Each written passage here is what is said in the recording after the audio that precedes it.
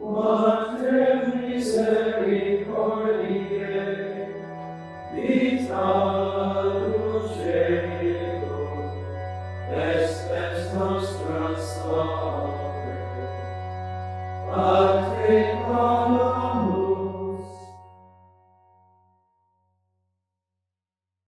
I was a cradle Catholic growing up. I'm one of 9 kids, so basically in a mini monastery growing up. My dad always said as we grew up that the most important thing he could give us as children was the gift of the faith. My dad would always say that he wanted us to do whatever we wanted to do to grow up. He wanted us to be happy, either like being a firefighter or being a teacher, but that also included being a priest. Before I came to school here, I was a lifeguard.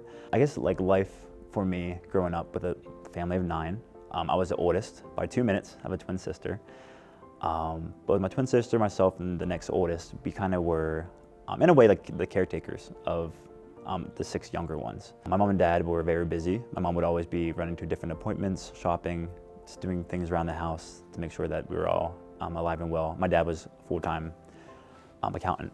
When they weren't home, we were kind of raising the kids. And so just with that being a normal part of life, I just really fell in love with children, and then with that, education. In high school, when I was looking at schools to apply to, a lot of my friends in the APs and honor courses were applying to Saint Vincent, and they were getting very good scholarship money.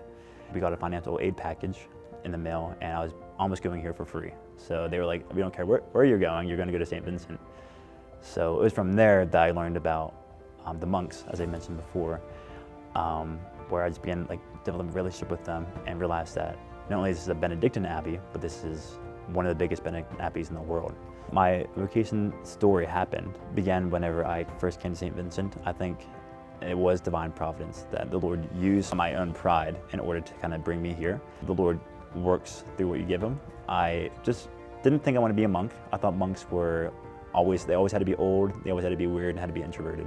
I got in contact with Father Max, who was the vocation director at the time, and he and I kind of kept in tabs once a month, going out to eat or going to eat with the monks. And it really was just him realizing he's very normal, and being introduced to some of the younger monks who seemed very normal. So just seeing that they were normal helped me just kind of be like, oh, maybe I could eventually do this. But it wasn't until I was in a spiritual direction meeting with my spiritual director, who happened to be Benedictine, and I was just talking about how much I loved just this place of St. Vincent and how it really helped me to become the man of prayer, but just on a human level, just the man who I was. And after explaining all that to him, he was like, you talk about this place like it's like your wife.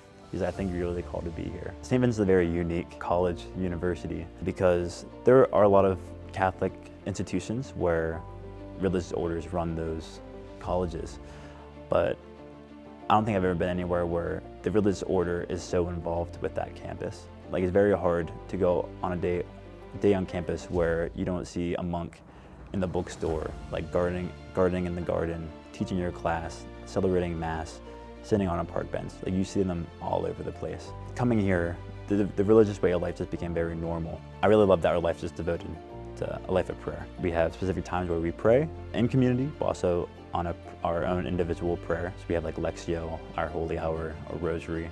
So our day is oriented that we have time for communal prayer, but also we have time where we're able to pray on our own as well. We have a diverse range of ages here. The youngest guy in our community is I think 26 or 27, and then the oldest guy is 96, 97. So we have 70 years where we just have many men who have experienced various levels of monasticism.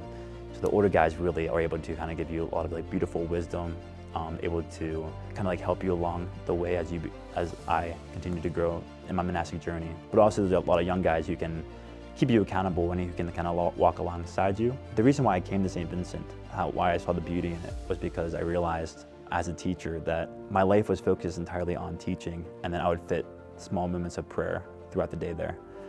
But when I would come to prayer with the monks, I realized that their life was the complete opposite, where their entire life was devoted to prayer, and then they fit life into that, which I think is kind of what we were all created for. We're all created to worship God.